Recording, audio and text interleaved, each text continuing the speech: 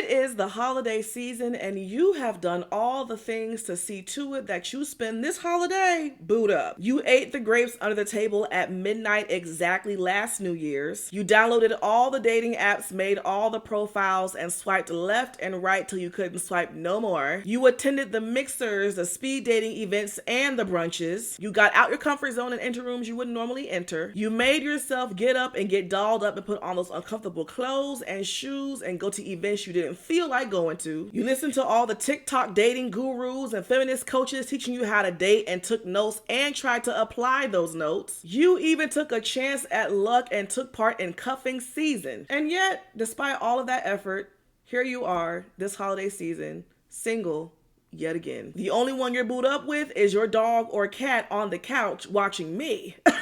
Despite all your effort and work this year, you have no boo to spend the holidays with, to do the fun festivities of the holiday season, or to wear the matching PJs with. Hell, the socks you got on right now don't even match for real. And despite the frustration of that truth, you put on a brave face. You duck and dodge and bob and weave folks being nosy and inquiring about your partnership status at different holiday gatherings. And you scroll past the countless couples engagements, soft launches, holiday photo shoots, and match your PJ selfies while doing your best to remain happy for them, while also ignoring that small twinge inside you that asks, when will it be my turn? Listen, being single is one thing, but being single during the holidays is a whole different beast. So, being single and navigating the dating culture during the holidays. Okay, no, but can we talk about this one, y'all? Oh, can we talk? Can we talk about it? Can we talk? Can we talk about it? Can we talk? Can we talk about it? Can we talk? Can we talk about it? Hey y'all, it's your girl Cindy Noir, and welcome back to the holiday edition of my show, The Cindy Noir Show. I'd like to formally wish you all a happy holidays, and to those who celebrate, a Merry Christmas. This is my favorite time of the year. When I tell y'all I love holiday season, I mean that. I literally spend my entire year working just to get to this point. It's something about the holiday season that just, the decorations, the way that everyone kind of locks into their childlike innocence during this time, it's just, nothing compares to it, honestly. I also really love how during the holiday season, society kind of slows down a bit. It gets cold outside, we're inside more time for reflecting, more time for community building, more time for just sitting still. This time of year is great time for me. It's a great time. But I ain't gonna hold you. As I get older, being single during this time is bringing up new emotions for me that I will get into later on in this episode. But before we get into it all, y'all already know that my show is now being sponsored by Waving the Red Flag podcast, and their card game, Is It a Red Flag? I've already picked out the card that I want to read this episode, and now I'm about to read it. So, the people want to know, is it a red flag if they have a lower libido than you? And for me, the answer is yes. Listen here, honey. I have been celibate / abstinent off and on for the last, 5 to 6 years? My libido low enough for the both of us, okay? I don't need... Hey. If your libido is lower than mine, we're not doing anything. And I don't want that. I did not spend all these years doing nothing to get with somebody and still be doing nothing. I couldn't do that at all, baby. I can't. Not saying I want a jackrabbit, because I want that either. But I damn sure can't afford to be with somebody who has a lower libido than mine. We gotta make something shake. So that is my answer, but I'm curious to know what your answer is. So let me know in the comments. Is it a red flag for someone to have lower libido than you? Yes or no? And explain why. And if you want your own card game, the link is in my bio. And before you all ask what I'm crocheting today, I'm working on a customer's order who ordered a slouch popcorn beanie. And with that being said, let's go ahead and hop into today's topic, shall we? Now let's talk about the dating culture of the holiday season, because when I tell you that this is one of the toughest times of the year to be single, I mean that. And I don't think it's a bad thing to say that, not because being single is inherently bad, But because the holiday season has a rooted theme of togetherness, love, and romantic partnership, dating culture year round is insufferable.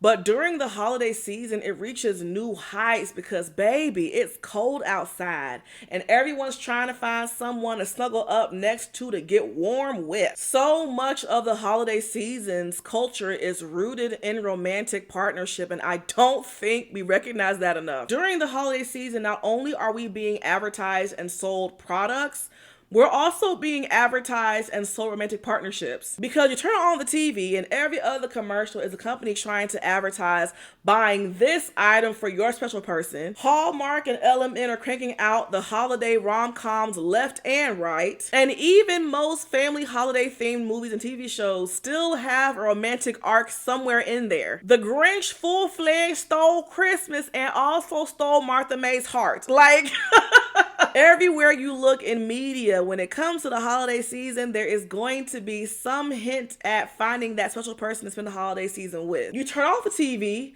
and try to play holiday music, but every other holiday song is about romantic love. Last Christmas, I gave you my heart, but the very next day, you gave it away. Okay? Let it snow ain't about spending time with the family. Like, hang on the mistletoe, I wanna get to. That ain't about Meemaw. That ain't about Grandpa and Meemaw this Christmas. You know, like, a lot of these songs are about all I want for Christmas is you. Okay?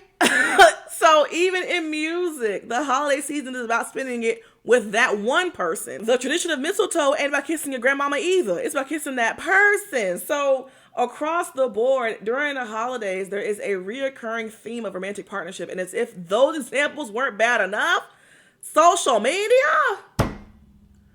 honey, if that didn't make you feel salty about being single during this time frame, social media will see to it that you will hate being single during the holiday season. From the engagement announcements to the professional holiday photo shoots to the matching PJs to the vlogs of their date nights and anything else in between. Honey, social media is insufferable during this time. And I think it's because social media has played a really nasty hand in making romantic partnerships an aesthetic, making it a thing that people want to do to be able to partake in the aesthetic of having someone. Social media making partnership an aesthetic will have single folks feeling salty about being single, not because they actually want the intimacy of partnership, but because they want to be able to do the cute photo shoot they saw another couple do online. The way social media has made romantic partnership an aesthetic has caused me to ask the question,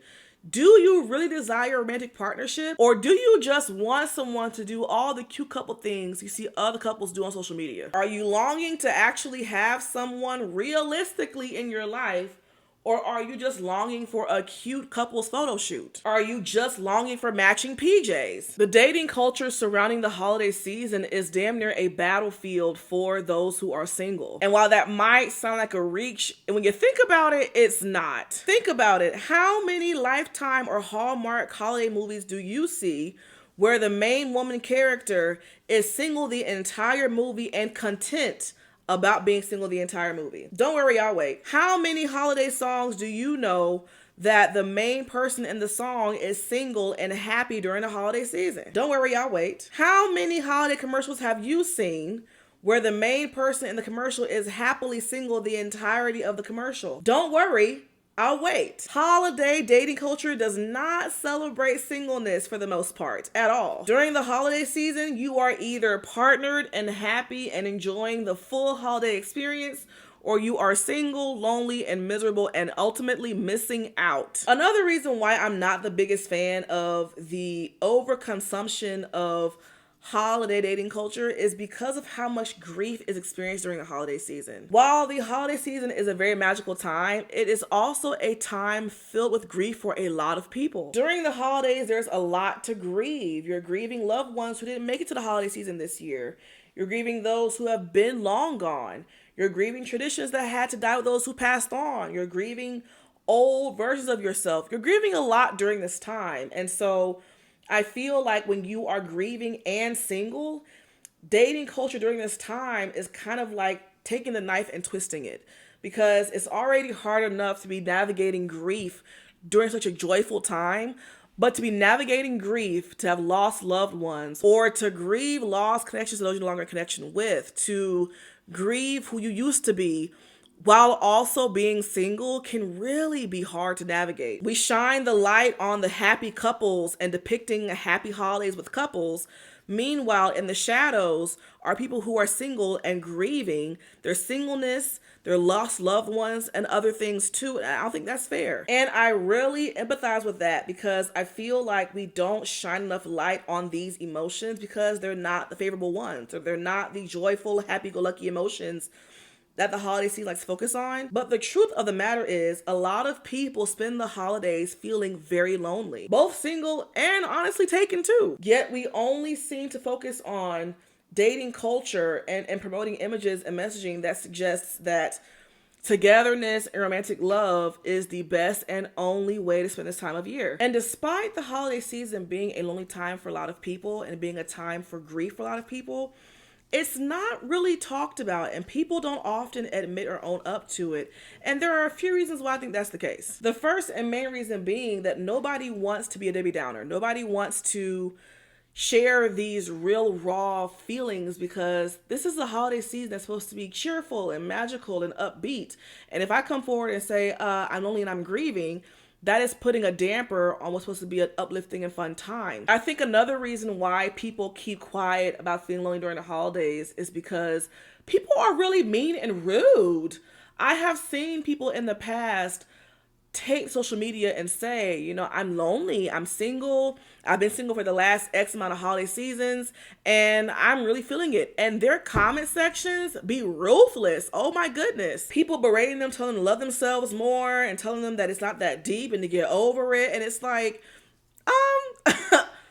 are we really shaming these people for having a very valid reaction to the overwhelming advertising and suggesting that to be partnered during this time of year is the right thing to do? Like, why are we shaming these folks for having a natural reaction to just how much the messaging is being forced down our throats during this time of year? They're being force-fed in so many different ways nonstop that to be single right now is a character flaw. Yet when they come forward and voice that, they're told that that's just to love themselves more and to get over it. I wouldn't want to share my loneliness either, But for women especially, I think a big reason why a lot of us, despite feeling lonely, don't want to claim it to ourselves or even out loud is because we are currently in a day and age where women, quote unquote, shouldn't want romantic partnership anyway. We are currently in a time where to desire to be with somebody as a woman is being likened too much to desperate energy or pick-me energy. And I think that is creating an adverse effect to where it is causing women to deny their actual desires and their wants. I've talked about it before, how I feel like a lot of us, in an effort to make up for the errors of our ways in the past as women, we are overcorrecting to where any woman who speaks up and desires partnership or desires to have someone, especially if it's a man, she is deemed a pick-me, or she's deemed desperate, or she's told that you shouldn't want one with a man. They're no good. Get over it. They don't add anything of value to your life. And it's like she is damn near forced to get rid of that desire.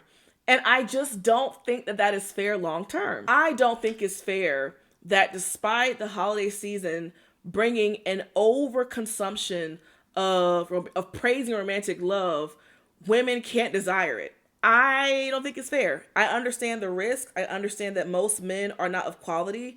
But when we're talking about the consistent, overwhelming messaging that this is the time of year to be partnered, a woman voicing that she wished she had that should not result in women in her comment section telling her that she's being desperate and to stand up and that men aren't that special. I just don't think that's the right answer. I don't think that's the right answer. And I don't think it's helping them at all to atone and to accept how they're feeling in the moment. And I also think that this pressure from other women to not desire to be with anyone doesn't really lead to anything but for denial for a lot of women. There are women out there who don't desire a partnership with a man or with anybody for that matter at all. Good for them. But there are women out here who do desire to have somebody, but who also don't want to be deemed a pick-me or desperate. So in lieu of not wanting those labels, they stuff down and stifle how they really feel. But who is that serving? Nobody. No Keith Sweat. I feel and I support women living in their truth, no matter what that truth is. If that truth is, I wish I had someone this holiday season and I'm kind of sad that I don't have it, I support it. If the truth is, I truly do not desire to be with anybody, especially a man, anytime soon, I support it. I'm just for us owning our truth and standing in it. And what I find in listening to women talk is there are women out here who are disowning their truth out of fear of labels that shouldn't even be applied to them to begin with. It is one thing to desire and wish you had somebody but still live a full life on your own. It is a whole different ball game to make that desire your entire identity and way of living and breathing. And if you have made that desire your entire life and personality, then yeah, there are some things to be said about pick-meism and being desperate. But when we're just chastising women who simply desire it, I think we've gone a little bit too far. No shade. You don't have to go into the history of romance. You don't have to go into how it's a poor man's game. We ain't got to go into all that every time a woman says she wishes she had someone to kiss under the mistletoe. Like, a woman expressing her desire to have someone to sit on the couch with and snuggle up next to during the holiday season should not prompt a history lesson in why that's a facade, why it doesn't exist. Whoa. I get the intent behind it. However, we still have needs too. Sis, if you wish you had somebody during this holiday season, own that. It's okay. Own it. You are not helping yourself by any means by pretending you don't want that. That isn't making it any better for you. And it is delaying your own personal progress in doing so. That is not a desperate thing inherently. That does not make you a pick-me. That does not inherently mean that you don't have your own value or don't love yourself enough. It doesn't mean any of that. It just means you have a desire. That's it. And I think that in an effort in talking about being lonely for the holidays and being single for the holidays, we need to address, are you being 100% real with you? Bump all of us on the internet. Are you being real with you? You know how to be single. You've been doing it for a minute now. You are content and your solitude, you are enjoying it. That is great. Does any part of you on the inside, though, right now, during this season especially, wish you had somebody? Don't let folks on the internet that you don't know from a can of paint try to convince you that to have the desire at all is a bad thing and it is wrong. Because the reality is, you could be living your life to the fullest, well-rounded, doing what you want to do, having hobbies, getting out the house. You could be living your life to the fullest and still desire a romantic partner. Both things can happen at the same time. And to wish you had someone doesn't automatically mean that you are lacking somewhere in your personal life. And to help encourage your internal honesty, I'm going to kick us off and be honest first. So, am I lonely for the holidays? Okay, no, but can we talk about this one, y'all? While I don't think that I am completely lonely this holiday season, what I can say is this holiday season is bringing up different emotions for me than what I've experienced in the past. I do find myself yearning for a romantic connection more this year than I have in past holiday seasons, but I wouldn't say that I'm lonely. So I spent the majority of my 20s in deep isolation. I dated here and there, got out the house here and there, but overall, I spent the majority of my 20s to myself in therapy, doing a lot of internal work to work out kinks that are preventing me from being able to connect to others healthily. And I have no regrets on spending the majority of my 20s in isolation. I needed it. I feel like there were a lot of issues that I had. I was extremely avoidant, and there were a lot of walls that I had up that kept me from letting anybody in, that I had to work to break down on my own before I could really get to know other people for real. Now, in those years of isolation, I definitely experienced being lonely. However, I spent that time getting to know loneliness and asking questions and really sitting with it to understand where it was coming from. And I realized I wasn't just lonely for a partner romantically. I was lonely for community. So after realizing my issue was that I didn't have anybody, much less my romantically, I began to put in the work to change that. And especially in this past year, I have put in a lot of work to build community, to make connections, to get out the house, to meet new people, and I've done that. I've gotten hobbies, I've made new friends, I've built connections, and I've put in the work to not be lonely. So no, this holiday season, I do not feel lonely. However, what I do feel is curious. At 29, I feel like I have done the majority of work that I can do in isolation or by myself as far as personal growth is concerned. And now it is time for me to work on personal growth within my connections to other people. I am now ready to see myself through other people's mirrors. I'm ready to learn myself in community with other people in ways that I didn't feel ready for before. And I can't lie, I am curious. I'm more curious than I've ever been about romantic love. I'm curious to know what it feels like to connect with somebody intimately in that way. I'm curious of the work that goes into letting your guard down enough to let somebody in who wants to be let in. I'm curious to know what it's like to take a risk on someone and that they're worth the risk. I'm curious of that experience. And I'm also curious about the ways in which I can heal through being with people romantically. Now, while I'm not curious enough as far as marriage is concerned, I am curious of what it's like to have a healthy boyfriend or girlfriend that we both help each other grow and become better people. So I wouldn't say I'm lonely, but I am curious about an experience I've yet to have. So this holiday season, seeing the matching PJs and the vlog dates and the, photo shoots, while I'm not necessarily sad, I do find that there's a part of me that's going, I wonder how it feels to work with somebody intimately to the point that we have earned that kind of photo shoot. We have earned the ability to have matching PJs. I wonder what kind of work goes into that. And that's how I know bitch is ready, because I've graduated from only admiring the aesthetic of those things to now being inquisitive of the work that gets you to those things. I no longer care solely about being able to look the part. I'm now more concerned about being the part that gets you to looking the part, if that makes sense. So no, it doesn't leave me hurting to see couples in love during this holiday season, but it does leave me curious. And I'm not ashamed to say that next year I would like to experience love. Next year I want to experience trust and love and respect that leads to my guard being down with somebody. I want to know what that's like. I have spent enough of my adult years having the guard up and being on defense. I want to know what it's like to play offense sometimes. I am curious in doing the work to be able to have someone do those cute holiday things with. And for me, that is a lot of growth, let me tell you. Because for a long time, I was in denial of the vulnerability that is insane. I wish I had that. I was in denial of those feelings for a very long time and felt like those feelings were a sign of weakness.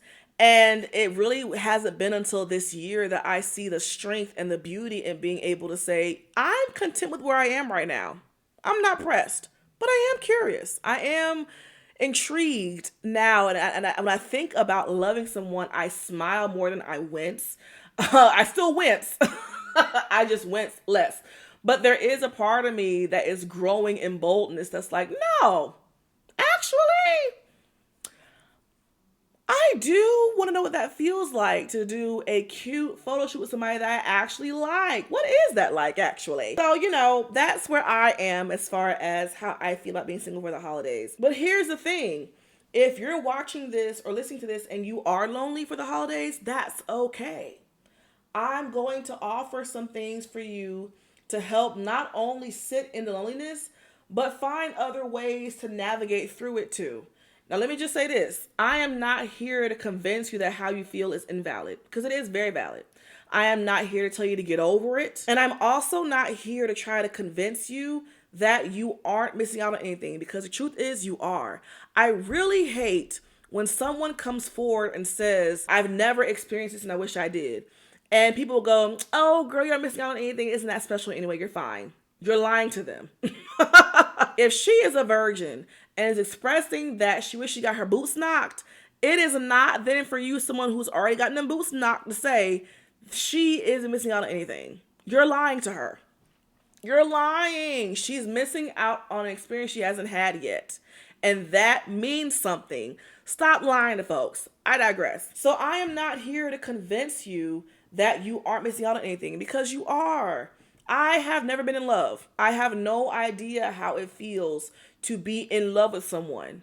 I am missing out on that experience actively. There is anything wrong with saying that. I'm okay. I'm still of sound mind and body, but I am missing out on what for a lot of people is a beautiful experience. So I'm here to sit with you in your loneliness and offer different ways of how to navigate through it. Not pretend it isn't there, not tell you to get over it, but to walk life with it until things change. The first thing I will offer as advice is to acknowledge and accept that you're lonely.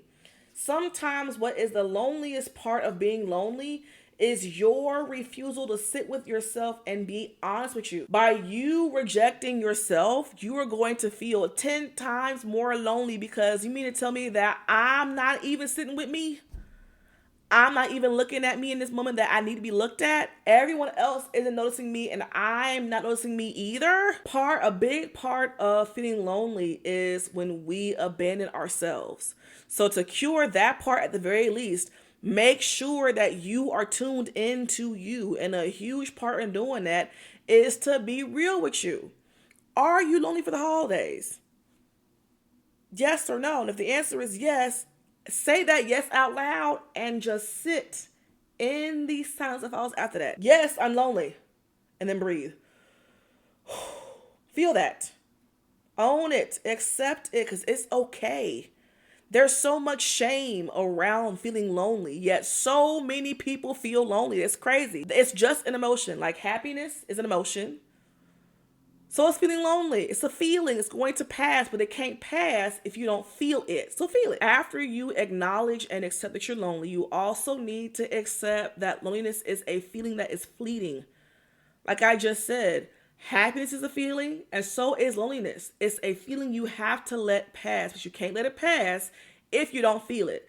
And you also have to understand that loneliness is not an indication of you lacking. Feeling lonely doesn't mean that you're a bad person.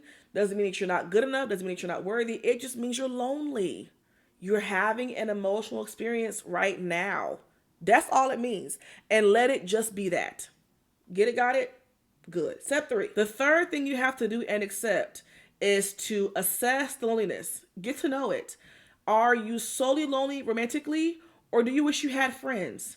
Do you miss your family? Do you need a pet? You need to begin to ask and get to know the loneliness. Figure out what it is. Figure out what exactly are you lonely about. That is very important. That's going to help you figure out how to work through it as time goes on. Step 4, if you've done the work, you've asked the questions, and you realize that you are only lonely romantically, then you have to accept that until you end up with somebody romantically, that void will be there. And nothing else is going to fill it outside of that one thing. And that is okay. I think that too often people who are feeling lonely romantically are told to go hang out with friends. Go be with your family. Go outside. Now, while those things may help distract you, while they may help, you to cope with what you're not having, they're not supposed to fill the void of having someone else in that particular way. No amount of you hanging out with your girlfriends is going to fill the void of you wanting a romantic partner. Because the reality is, you're not fucking your girlfriends, hopefully. You're not fucking them. Y'all are in a platonic relationship. That is not the same thing as romantic, and it's not supposed to be. So don't look for other outlets to fulfill that void, but instead look for those other outlets to help you regulate while that void is still present. Lastly, if you have declared that wanting a romantic partner is where you're most lonely, then it is time for you to get real intentional about what kind of partner you would want. What kind of partner would help to quote unquote cure the loneliness, okay? Because the last thing you want to do is to let that lonely feeling run you into somebody you shouldn't be with, because you're more pressed to stop feeling lonely than to get with someone who cures the loneliness properly. So start journaling, figuring out what kind of partner would I need to have to no longer feel lonely, because there are plenty of people out here who have somebody who are actively in a partnership and feel lonely as hell. You don't want to be that person. So spend this downtime being very intentional and journaling out what kind of partner would you need? How do you need to feel seen and be seen by that person so you don't feel lonely with them? That's very important. And lastly, to my ladies especially, if you have decided that next year is your year for love, then you need to prepare by becoming more open. And honey, buckle up, okay? If you want love next year, it's not enough to just become more intentional. It's not enough to journal about what kind of person you want to be with.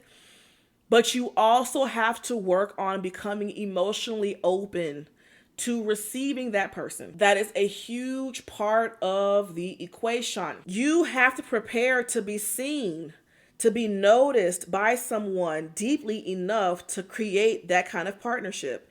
And that is not the most comfortable experience if you are hyper independent or if you have emotional walls up too high. And I'ma barely hold your pinky finger when I say this, but if you desire love romantically and you date only men, baby, it's going to be really hard for you to be open enough to let a man in if you only consume content about how much you hate men. I'm gonna let that sit for a bit, because it needs to be said.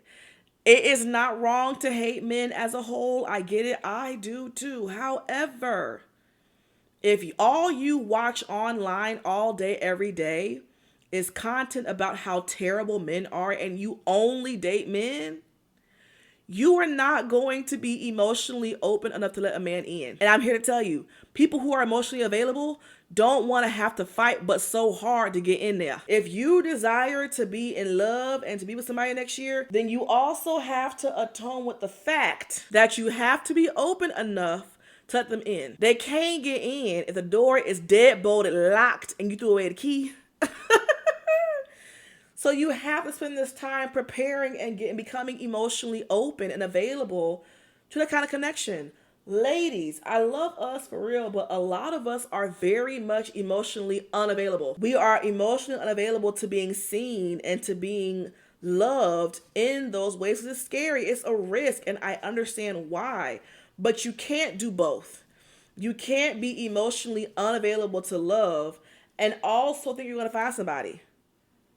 That ain't how it works. So if you have declared that you want next year to be your year for love, then let's start working on being emotionally and energetically open to receiving it. You gotta start being open to the concept of being seen in all of your beautiful and imperfect ways. If you want the matching PJs, then you also have to be open to that person seeing your flaws as well. If you want the cute photo shoot, then you also got to accept that that person's going to see you in some not so cute lights. That person's going to see you be wrong sometimes. You got to be ready for that.